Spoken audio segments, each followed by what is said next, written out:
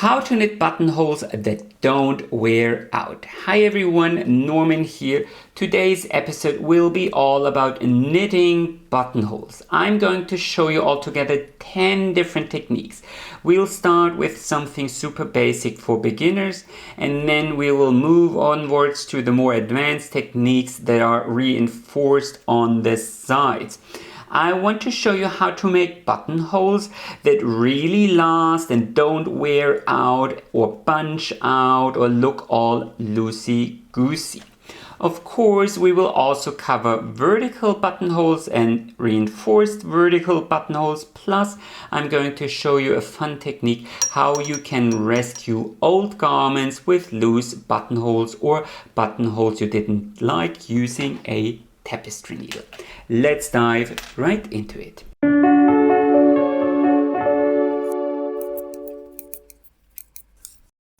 Typically, buttonholes are knitted horizontally. So that's because you can use special bind-offs and cast-ons to reinforce the edge directly without a sewing needle. For vertical buttonholes, you will always need a sewing needle to reinforce them.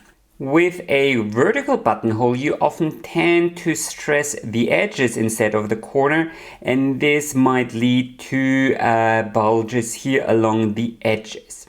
With a horizontal buttonhole, on the other hand, the button tends to sit here right in the corner, and typically that tends to distort the fabric a little bit less.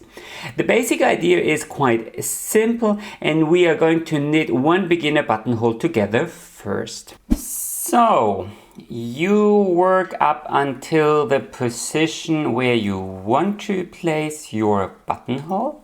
Say 1, 2, 3, 4, 5, 6, 7. I want to place it after 7 stitches. And then you bind off the required number of stitches. So we are going to bind off 4 stitches here, 4 stitches.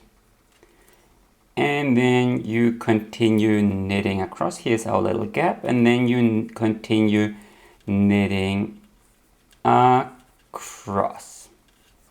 And then when you come to the gap, so here is the gap, you bridge the gap with a standard cast on.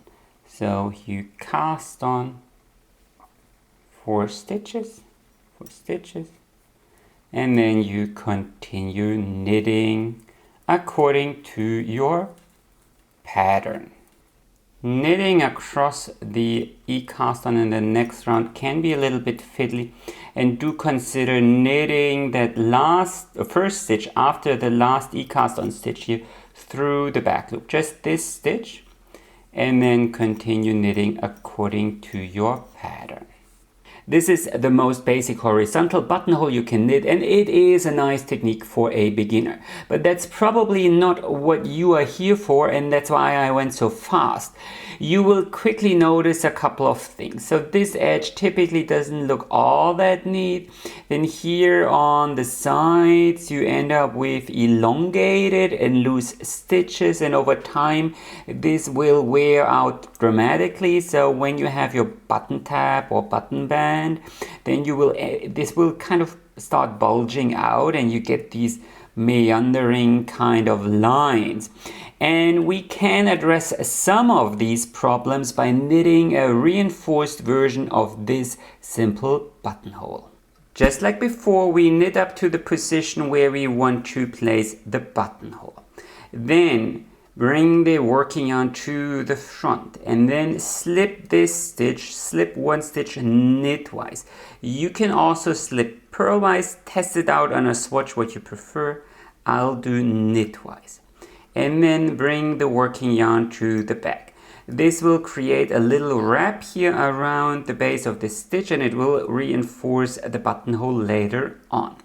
From here on, we are going to bind off 4 stitches without knitting them, so we won't use the working yarn. So slip another stitch knitwise, and then pass this stitch over. That's 1 stitch. Slip another stitch knitwise, pass over. 2 stitches, slip another stitch knitwise, pass over, 3 stitches, and then we are going to slip another last stitch knitwise, pass over. So now you can slip this stitch back to your knitting needle, and here we already created the little gap for our buttonhole. Now, of course, we still need to bridge this gap. Our working yarn is still attached on that side, and that's the beauty of knitting this particular reinforced buttonhole. It's done in one breath and in one row. Now, we could cast on the remaining 4 stitches using the e-cast on, but you saw that it doesn't create the neatest edge. So, and it's not very stable and prone to creating these little holes here. So that's why I turn the work around, and now we are going to cast on the remaining stitches using a cable cast on. You could also do a knitted cast on, but I feel the cable cast on works very well in this case. So go in between these 2 stitches, grab the yarn, and now you can slip the stitches back to the needle point to point, but I always do twist it. Then again, grab the yarn. As a continental knitter, the cable cast on can be a little bit fiddly. I always try to kind of scrape the tips across the body of the other needle, or the taper here. So 4 stitches, that's our 4th stitch, and now you need to cast on 1 more stitch, 1 more stitch. Get through. Now before you slip that stitch back to the knitting needle, you bring the working yarn to the front. Then you can slip that stitch back to the knitting needle. And now we can turn our work around again. Turn it around. Then slip another stitch. Slip this stitch back to your knitting needle and pass this stitch over. And that finishes the buttonhole, and from here on you can continue knitting as normal. So 4 rows later, this is the result. See, you get nice and neat edges on both sides. You don't end up with this weird kind of gap on this side here. These are the 2 little wraps reinforcing our buttonhole, and it is much neater when it comes to stretching out. See, you can already see this will wear out, whereas here you get a nice little opening. But it's still far from perfect, and there are certainly ways to improve this. Now, I showed you how to line such a buttonhole with fabric on the other side in one of my last videos with tons of finishing techniques. I'll link it to you up in here, and that's certainly always an option to keep in mind. Ultimately, knitted fabric is stretchy, and that's sort of the root of the whole problem. If you are not satisfied with this particular buttonhole either, you can progress to yet another level and do a 2-step buttonhole using a placeholder. Now, this method to knit a buttonhole will require you to pick up stitches and possibly sew a little bit, and also you will need a couple of spare needles on top of that. So, just like before, you knit up to the position where you want to place your buttonhole. And then you join in a yarn in a nice contrasting color. You don't need any fancy joining techniques, just knit across your buttonhole. Because we are going to unravel this later on, and if you join your weave in the tail as you go, this will be a little bit problematic. So now we will knit 4 stitches, and then you can already break the yarn, leave a nice tail so it doesn't unravel right away, and then slip all of these 5 stitches in this case back to the left needle. Pull tight and then pick up your old working yarn. And now you just knit across these stitches. Just knit across them. Be careful with the first and the last stitch so they don't unravel as you pull them out. And then you see you created a little placeholder here in your fabric, and then you just continue knitting across your pattern. I'll do 4 rows here. So a couple of rows later, this is the result. Here's our little placeholder, and we can easily remove that by pulling on the tail basically. And this will give us quite a lot of options to knit a buttonhole, and I'm going to show you the easiest version here for pure knitters. So you will need some spare double-pointed knitting needles. If you have these CHAOGOO shorties, then you could use them, just something to pick up these stitches. Then here, pick up the right, here below the placeholder, there are these V's, and you will always pick up the right leg of all of these stitches using your double pointed knitting needles. So here are our 5 stitches, and then turn around. And here on this side, it's a little bit tricky because knitting is bidirectional, but here it's offset by 1 stitch, so you will pick up 6 stitches here on this side. So if you knit it across 4 stitches, it's going to be 5 and so on, so it's always 1 more stitch. So this will secure our stitches, and now you can just remove the placeholder. So I trimmed the ends here on this side, and then you can just sort of pull it out. You don't really need to be all that careful, just pull it out 1 stitch at a time. And if the tail gets too long, I don't know how big your buttonholes are gonna be, you just trim the tail so it gets a little bit easier and you don't have to pull the tail all the way through.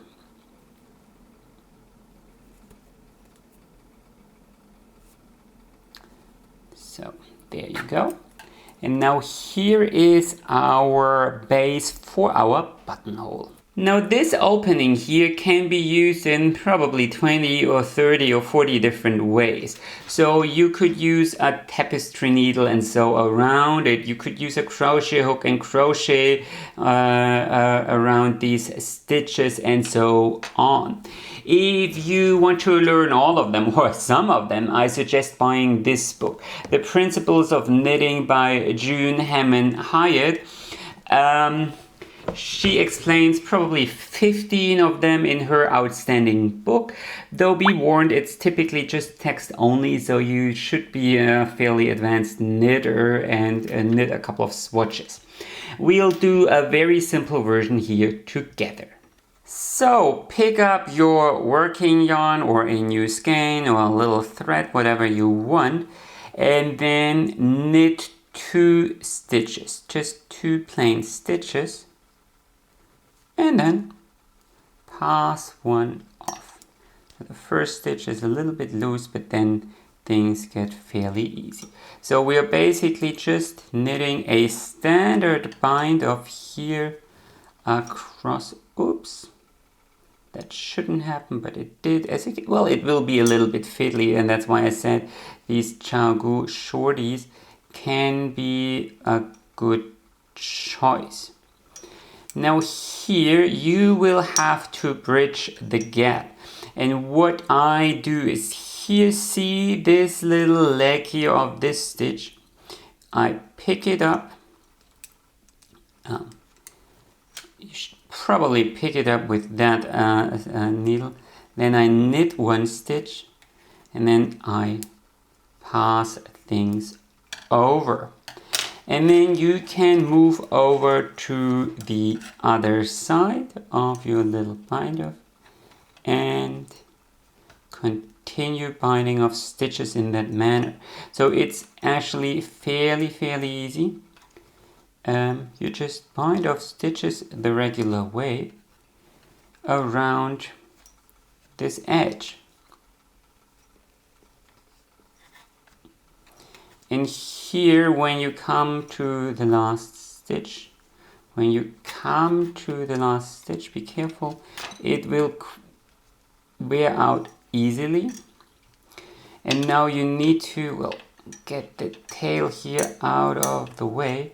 And now you will also have to pick up one more stitch here, one more stitch from the edge, knit it,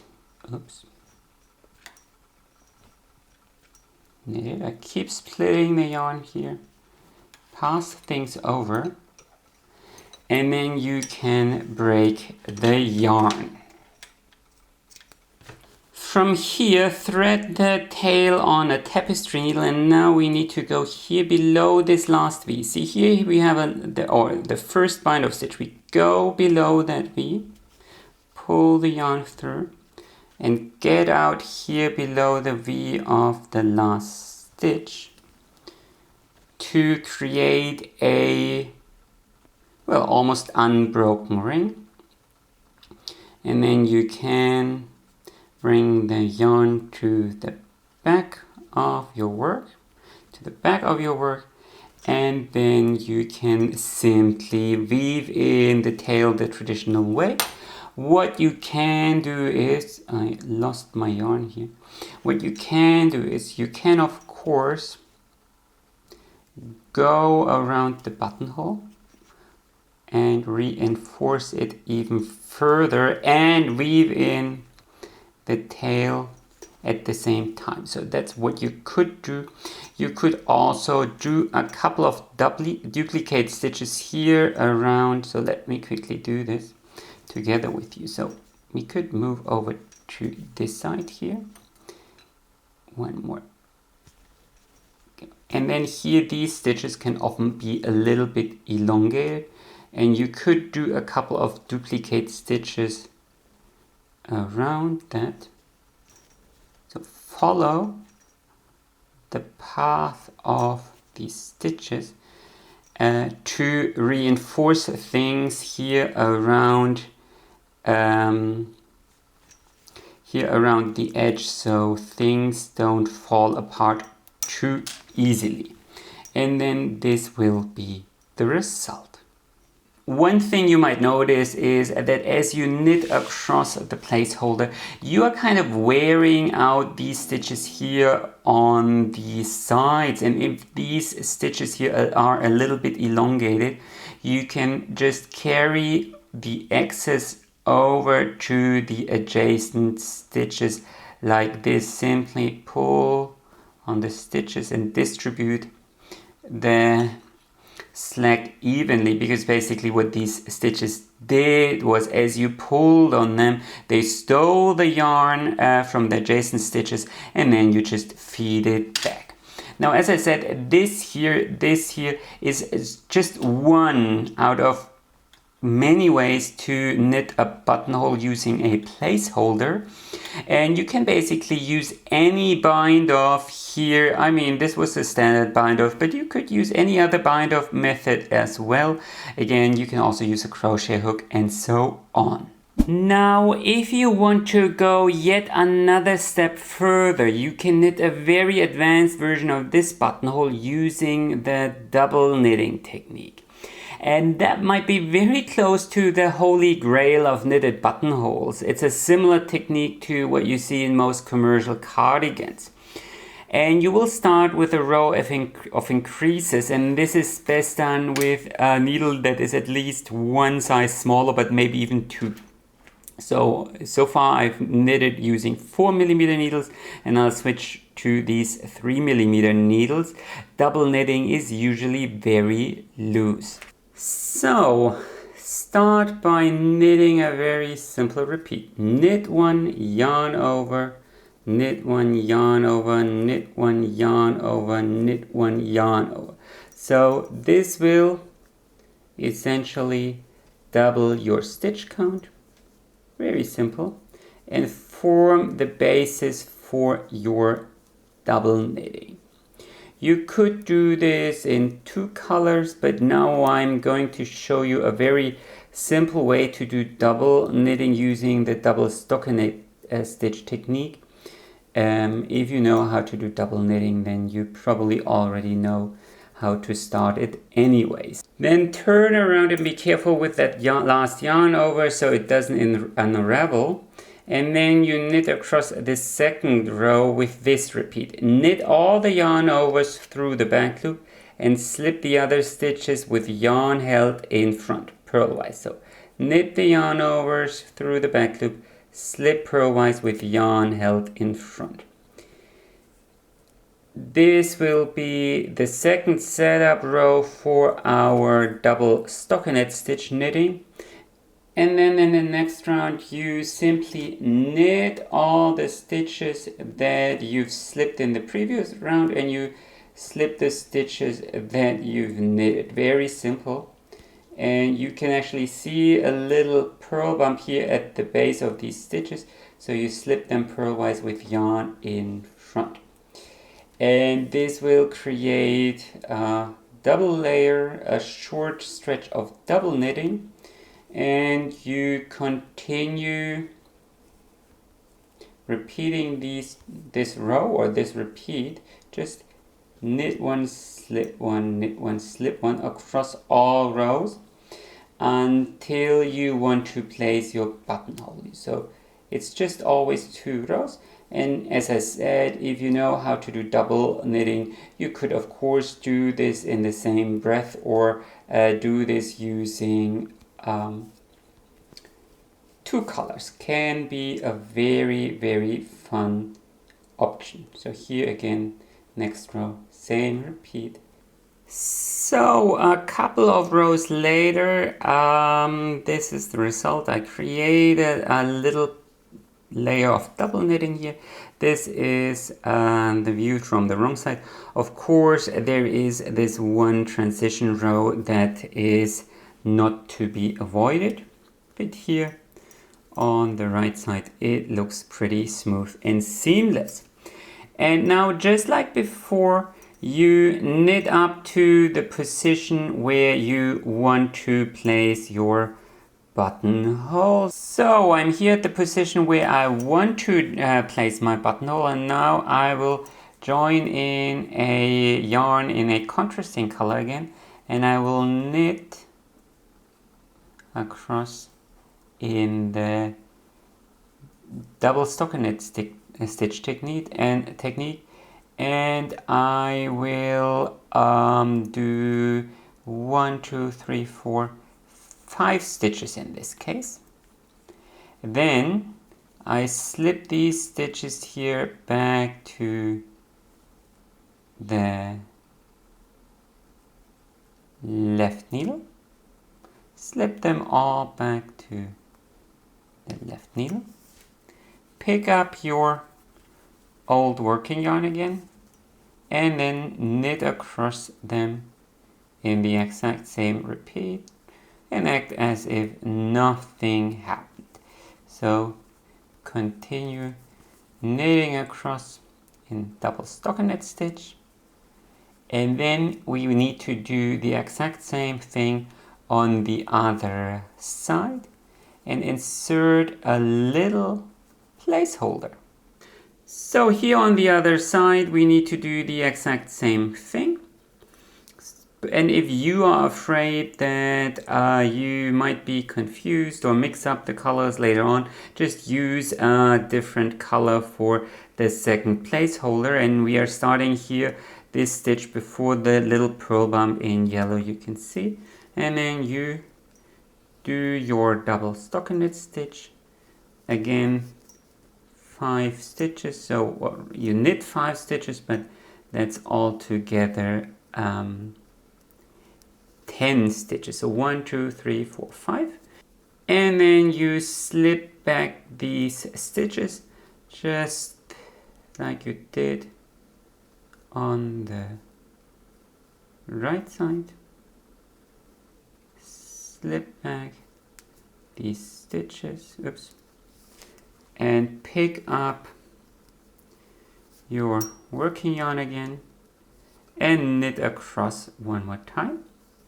And from here you continue in double stockinette stitch until you feel you want to place your or finish your buttonholes. So probably a couple of more rows and then bind off, and I'll see you there. So here we are a couple of rounds later, and I already bound off all stitches using the invisible bind off for double knitting. If you want to know how to do that, I'll link you my full tutorial up in here. And now we can do the exact same thing we did before. We'll pick up all stitches here before and after the placeholder using a spare double pointed knitting needle. So always go through the right leg of each little stitch and then turn the work around and do the exact same thing on the other side. Again, you will end up with one more stitch on the top level. And then you of course need to do the exact same thing on the other side as well. Pick up those stitches, turn around, and also pick up the stitches here on the other side, like that, and then you can unravel the placeholders. So we have a perfect little hole here in our double knitting here. These are two layers, separate layers, and of course you could bind off these stitches and then turn around and bind off these stitches as well, the way I showed you below, and then the result would be two buttonholes that look like this. However, as I just showed you, this is no double knitting with color work where you twist the yarns and thereby you avoid creating these two layers. Here you have two layers, so if you just bound off, that probably wouldn't look all that good. However, what we can do is we can do a variation of the Kitchener stitch. And so what we do here is I'll bring both these bottom needles to the foreground, and then I'm going to use a spare length of yarn and a tapestry needle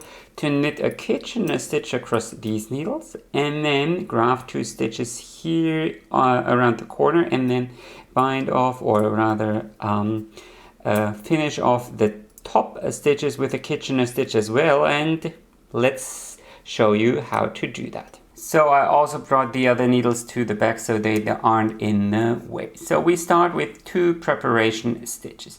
Go through this stitch here purlwise and the stitch on the back needle knitwise, and pull your yarn all the way through. Leave a little tail here. And then it's the same repeat as for the Kitchener stitch. It is a Kitchener stitch.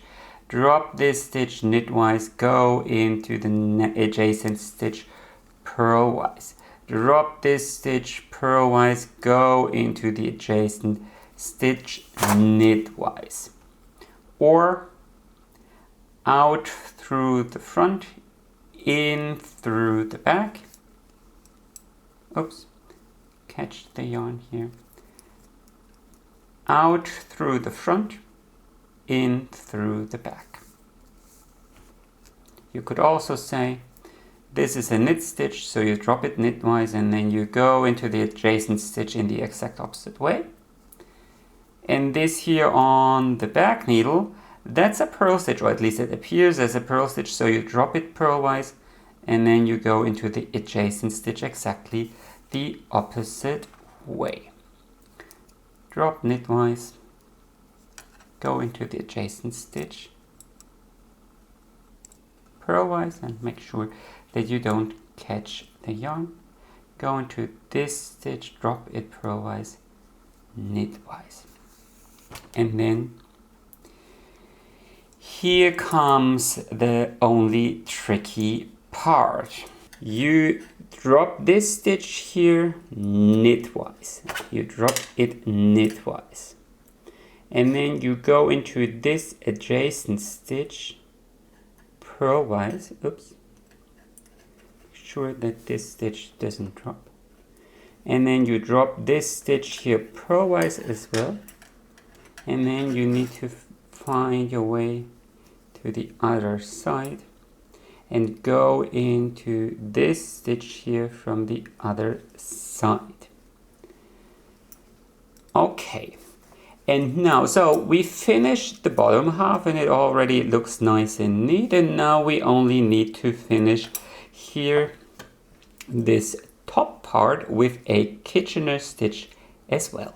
And then we can continue in the same manner. So we start with a preparation stitch in through this stitch purlwise and here through that stitch knitwise, through that stitch knitwise.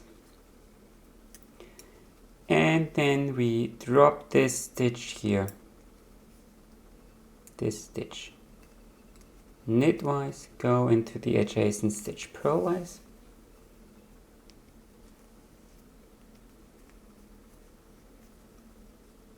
and drop this stitch purlwise, go into the adjacent stitch knitwise. And in that manner you can create a double knitting buttonhole. Just do a Kitchener stitch here on both sides. So here these last stitches are a little bit fiddly, and it's best if you bring this stitch here because it belongs to the other side. You can remove the knitting needle because it's already secured here. And now you kind of need to search what you have been doing. So here this is a little bit more difficult to see, so you need to get out here to bridge this gap here, and then you can do the exact same on the other side.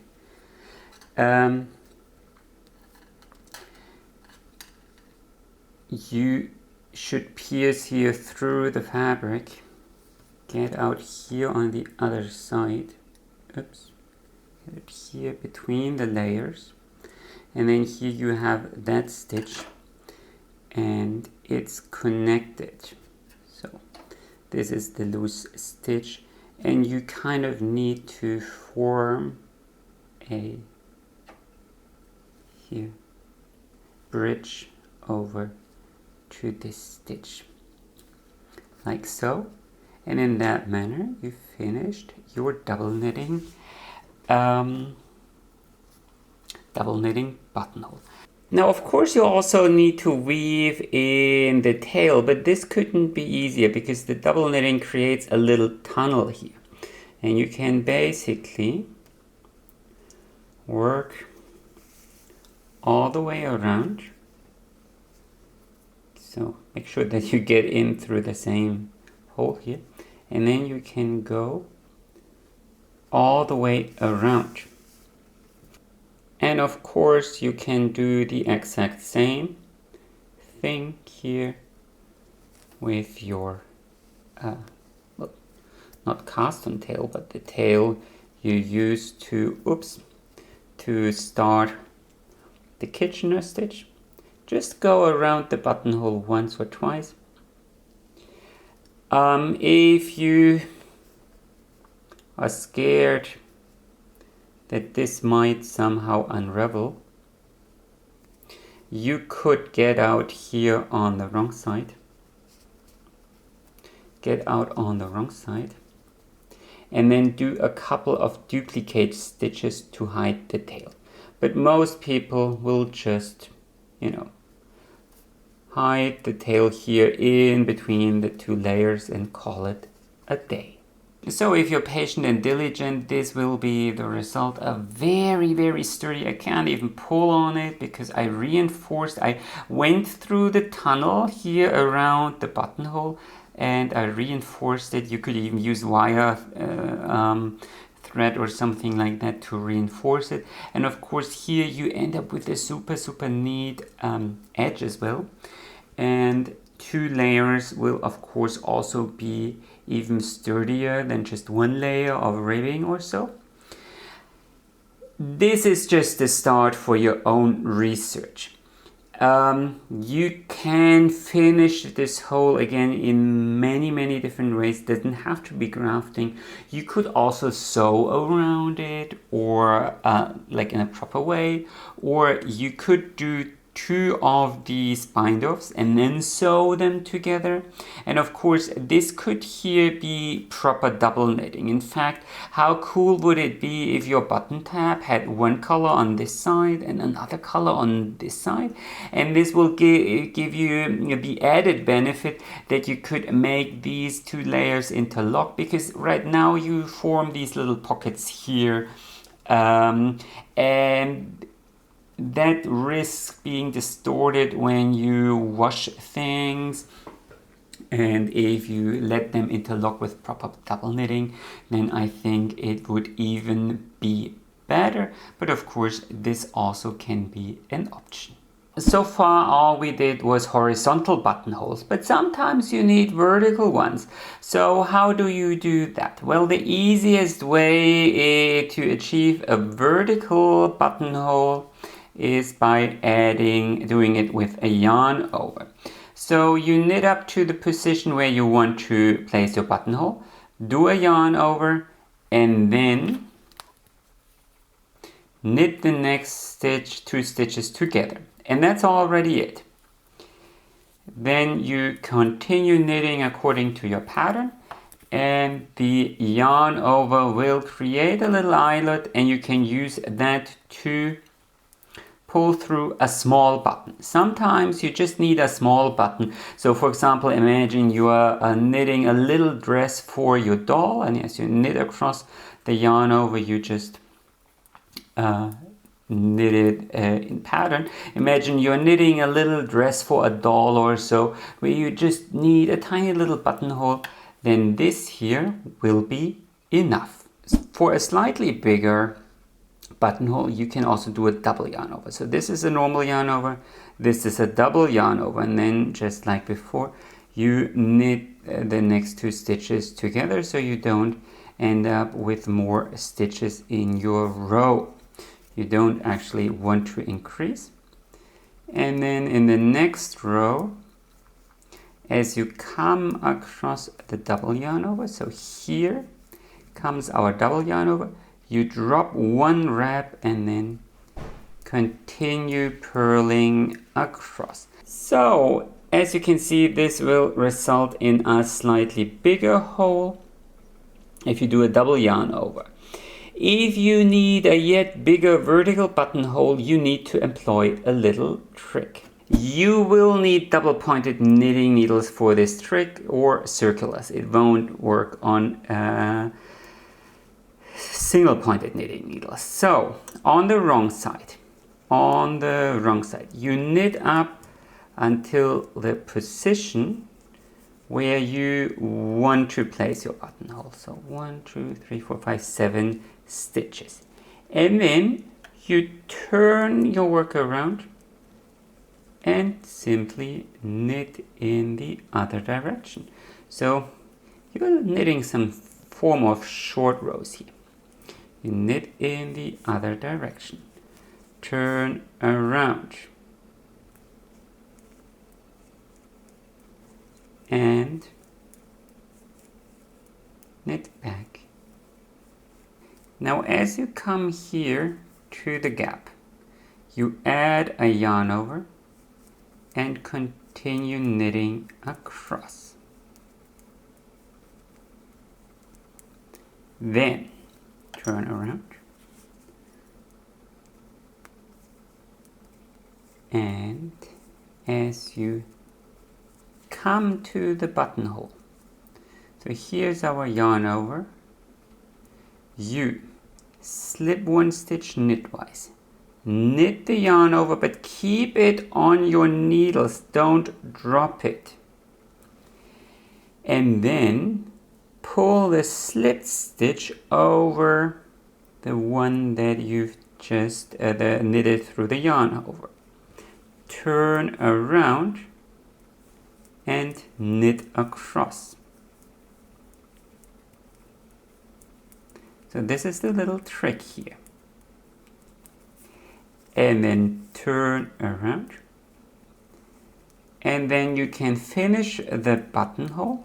But of course we still have a little yarn over here. And we can close that by knitting it together with the next stitch. So add a knit two together here. And then you can continue knitting in pattern. So a couple of rows later here, this is the result. Isn't this lovely? And it's a little bit bigger than the double wrap yarn over buttonhole, and just as nice. If you want yet bigger vertical buttonholes, you probably should use a different technique. In this case, you have to do it like this. So you knit up here on the right side. You knit up until you come to the place where you want to place your buttonhole. Then you turn around and knit in the other direction.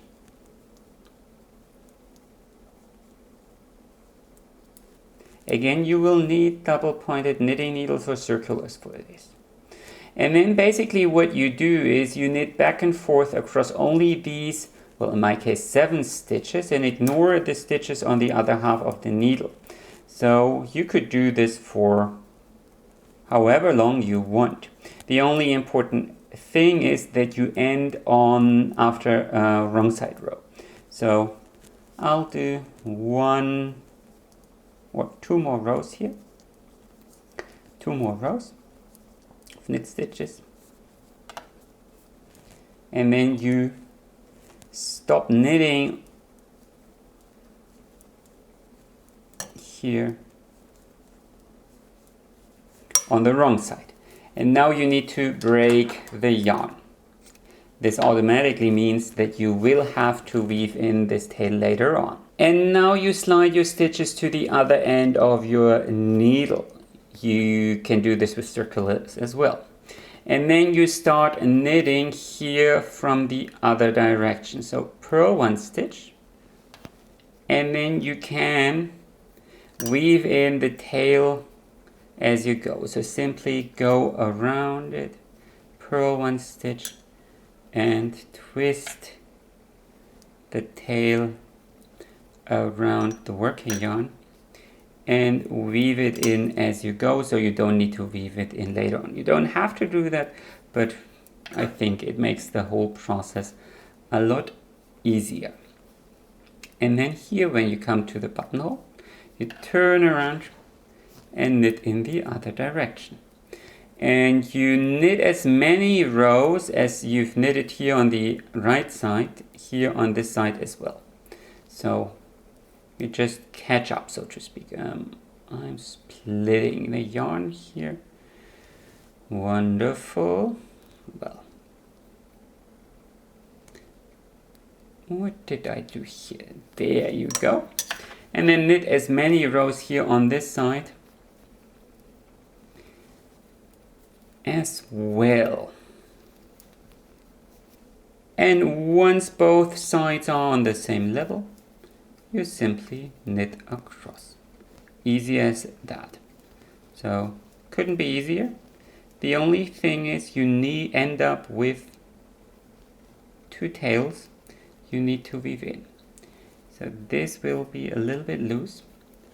So make sure to tighten up and then turn around, tighten up, and of course you can weave this tail in as you go as well. Just to be sure, I wouldn't do this with cotton yarn, cotton yarn needs special techniques to weave in. But if this is your average sheep wool yarn, definitely weave in the tail as you go. And then you can continue knitting in pattern or until you want to place your next buttonhole. Now this buttonhole is all nice and neat, but it comes with its flaws. So as you stretch things out, you can see how you form little ladders here on both sides, and well, that is typically not all that pretty. So I've knitted quite a long swatch with many buttonholes, trying to find an alternative that will fix this problem, and I've found two ways. So one way is reinforcing this area here, and we are going to knit this together here, and then I'm gonna share a video on my Patreon account where I did this kind of cable technique where you get a nice and very neat buttonhole framed by a cable, and I'll share this on my Patreon account. I'll add a link to the description below if you're interested. But let's knit this version here together. So just like before, you knit up to the position where you want to place your buttonhole, but you stop one stitch ahead. Then you slip that stitch purlwise or point to point, and then you lift this leg here of the next stitch back to your knitting needle, slip that stitch back, and then you knit these two stitches together. And now you join in a new needle, because otherwise you risk wearing out this stitch, and you knit back and forth for as many rows as you like. Could be 3, 4, 5, however many you like. But again, you have to, oh, that's the needle clacking here. Again, you have to stop on wrong side row. So you knit across this side for as many rows as you like, and you need, I mean, depending on how big your button is. And then you stop knitting here on wrong side row, break the yarn, and then you move over to this needle and you need to join in the yarn one more time.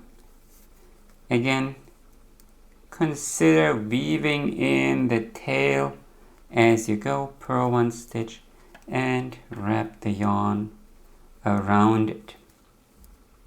That way you don't have to do it later on. So I guess this is quite convenient. Otherwise, because typically you need to knit a lot of buttons, this can be a little bit annoying. So here you slip this stitch, and then here here's the gap, and on the other side here there is a little purl bump. You pick that up, this little purl bump, slip this stitch back to your knitting needle, and then purl these two stitches together. Then you turn around. That's the whole trick. That's all. And then you knit across this side until you are on the same level. So knit back and forth again.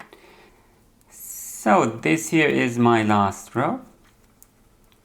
And one more time you slip this last stitch here.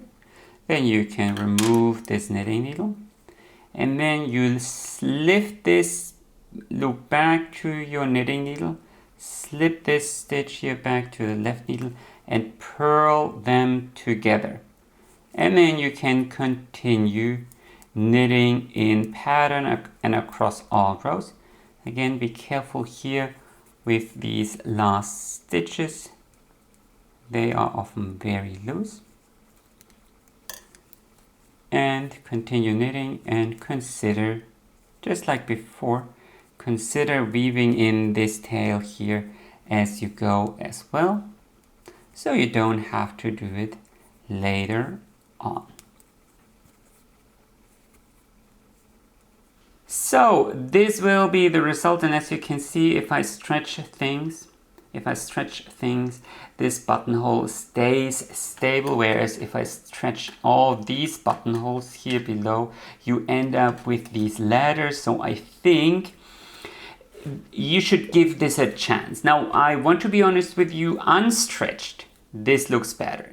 So this does look better here. You end up with some stitches that are, well, a little bit wonky. However, typically do consider that this will be covered by your actual button. This will be covered by your button, at least partially. So it's probably the better solution. If everything else fails, you can always frame your buttonholes with a classic button stitch. So thread a spare length of yarn either in the same color or a different color on a tapestry needle. And then we'll go through the fabric from behind, go around, and here you go through the same hole. And then you will form a little hole and you go through that hole from below once, twice. And then you can pull tight. And here, this is knitting, so you have to be somewhat careful because you don't want to actually cinch the fabric here. So this is just one setup stitch and it will form a knot. Then you go through the adjacent stitch from behind. Again, you will form a little loop here and you go through that loop from below. And then you tighten up here to the sides and this will form a little knot. Then you go through the adjacent stitch. Again, you will form a little loop and you go through that loop from below. And you will form tiny little knots in that manner. And you can use this to frame your buttonhole. Typically this can be quite difficult to do because it's very difficult to space these knots evenly around your buttonhole. However, in knitting you can always kind of go through the next stitch, so it's actually easier to do. So, and in that manner you would go around the full buttonhole, just one stitch at a time, and this will reinforce it. Now here at the edge you have to be a little bit creative and because there you sort of can't go through the adjacent stitch and frame your buttonhole in that manner. So 5 minutes later, this will be the result. It's quite pretty, very sturdy, and it can be a good way to save a project. Now, I want you to know that there are tons of other ways to hand sew a buttonhole. So if you are not satisfied with the buttonholes of an older garment, then kindly look up a couple of ways to hand sew buttonholes, either here on YouTube or on the internet. There are tons and tons of tutorials out there, and pick the version that you feel works best for you and your project. I'm of course a knitter and not a sewing teacher. Anyway, that's how to knit buttonholes. Please like this video if you enjoyed watching, comment if you have any questions, and of course don't forget to subscribe if you don't want to miss any new videos. Happy knitting and enjoy the rest of your day.